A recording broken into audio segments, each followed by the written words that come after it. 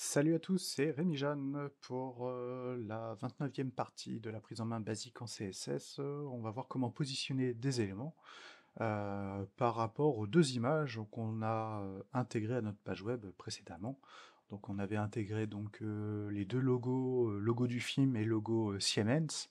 Donc là maintenant mon objectif c'est de mettre le logo Siemens ici complètement à gauche et le logo Siemens complètement à droite et de façon à ce qu'il soit aussi aligné par rapport au titre. Alors pour ça, il y a plusieurs manipulations à faire, donc n'hésitez pas, c'est à mettre en pause, à, à- à répéter les actions, à vous entraîner. Voilà, après on va dire que c'est une des choses qu'il faut pas trop réfléchir à comment ça fonctionne. Il y a une méthode, c'est comme ça qu'elle fonctionne. Enfin, c'est comme ça que moi je l'ai trouvée pour qu'elle puisse fonctionner. Heu, voilà, après, il y a sûrement d'autres astuces, hein, qui existent, ça je n'en doute absolument pas.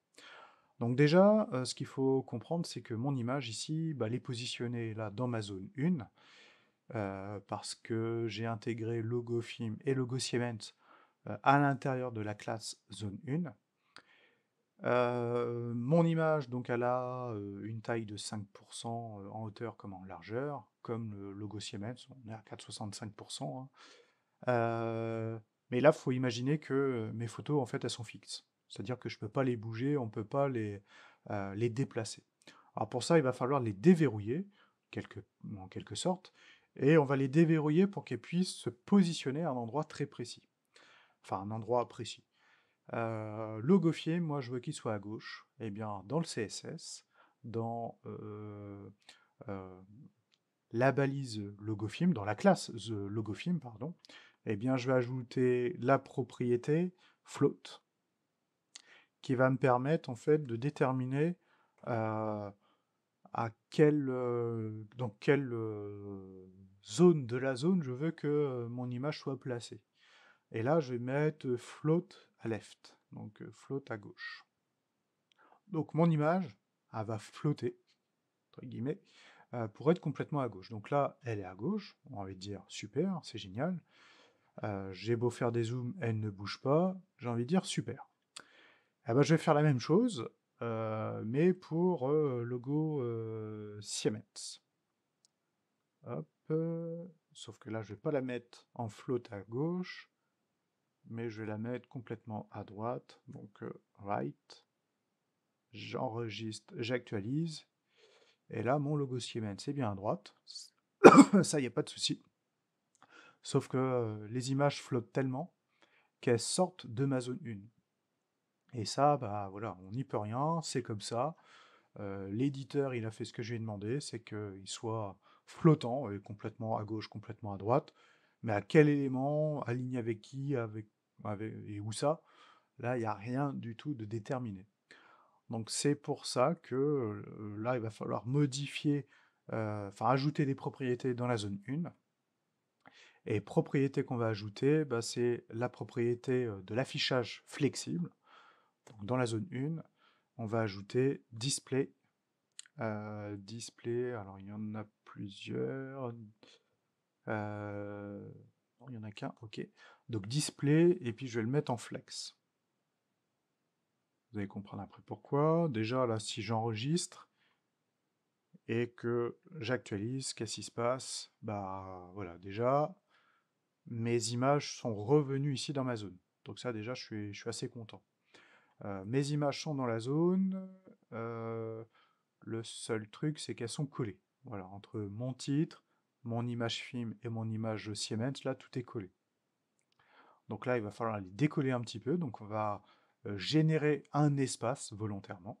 Donc toujours dans la classe zone 1 du style.css, on va ajouter justify content, et je vais ajouter le paramètre space between. J'enregistre, j'actualise, et là j'ai mon espace qui s'est organisé voilà, de cette manière, de façon à avoir voilà, le premier début ici, j'ai mon titre, à peu près à la moitié de l'image, à la moitié de la zone, je vais avoir le logo film, et à la fin de la zone, je vais avoir le logo Siemens. Sauf que là, bah, ce qui me plaît pas, c'est que je veux le titre entre les deux. Alors pour ça, c'est juste de la manipulation de lignes de code. On va juste aller dans accueil HTML, et puis logo film, je vais le déplacer, et je vais le mettre avant IHM image. Qu'est-ce que j'ai fait?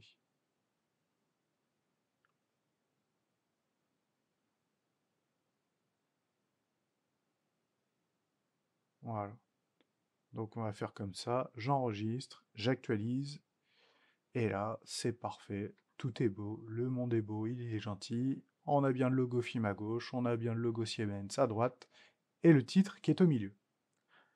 Donc maintenant, bah, ce que je vais vouloir faire, toujours dans la continuité, je vais changer l'image. J'aimerais que ça soit l'image du convoyeur, là, comme du projet. Donc ici, voilà, moi j'aimerais que ça soit ça. J'aimerais que ce soit cette image-là. Alors l'image, moi je la fournis hein, au centre de formation.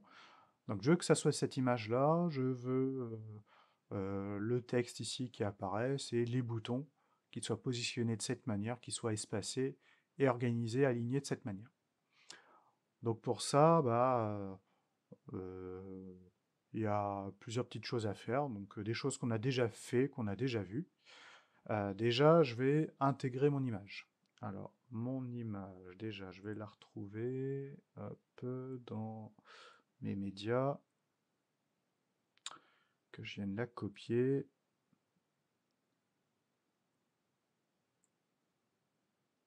Allez, hop, donc mon image convoyeur, je la colle ici, donc convoyeur.png, impeccable. Cette image, je vais vouloir qu'elle apparaisse dans la zone 2, du coup.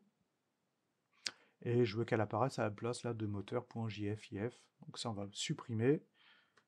Et je vais appeler convoyeur.png. J'actualise, j'enregistre. Voilà, et j'ai bien mon image. Pareil, mon image là est sortie de la zone, donc il va falloir paramétrer sa taille. Je vais donc attribuer une classe à mon image. Donc avant image, je vais marquer classe. Classe, et puis je vais appeler bah, image convoyeur. Hein. Voilà, tout simplement. Je vais aller dans les styles. Je vais gérer la taille. Je vais pouvoir copier ça. Hop, le float, je m'en fiche. Par contre, le nom de la classe, c'est convoyeur. Image convoyeur. Et je ne vais pas la régler à 5%, ça va faire petit. Toc, toc, ah oui, alors si je mets 100%, je crois que ça peut fonctionner comme je veux. Ouais. Alors pourquoi là ça marche 100%? En fait, il me semble que les 100% ici peuvent s'accorder par rapport à la taille de la zone en fait. Donc la zone 2 qui est ici, on lui a déterminé un padding, un margin, et en gros mon image ici bah, s'adapte pour être à 100% en lien avec le padding et margin de la zone 2. Donc je crois que c'est pour ça aussi que ça fonctionne. Ensuite, on va déterminer une nouvelle classe. Parce que là, moi, je veux que mes boutons soient bien alignés. Eh bien, on va déterminer une classe de commande, donc dans accueil HTML. Avant mes boutons, bah, je vais ajouter ici un div. Ouais, on va mettre un div. Balise ouvrante d'un div. Et la balise fermante du div, je vais la mettre à la fin de mes boutons. OK, ici. Comme ça, dans le div, bah, on va déterminer une classe. Toc, toc, donc classe, je réfléchissais à comment l'appeler. Je vais appeler CMD pour commande, machine par exemple. Voilà, CMD machine, j'enregistre, et comme ça, bah, la classe CMD machine bah, comprend le bouton marche et le bouton arrêt. De retour à style, je vais paramétrer bah, mon bouton. Eh ben, là, c'était le paramétrage des images. Et ben là, je vais créer un commentaire. Ligne de code sur la gestion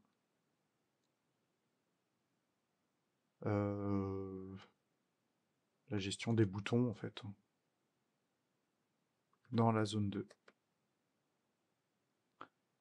Et ici je vais mettre point CMD machine.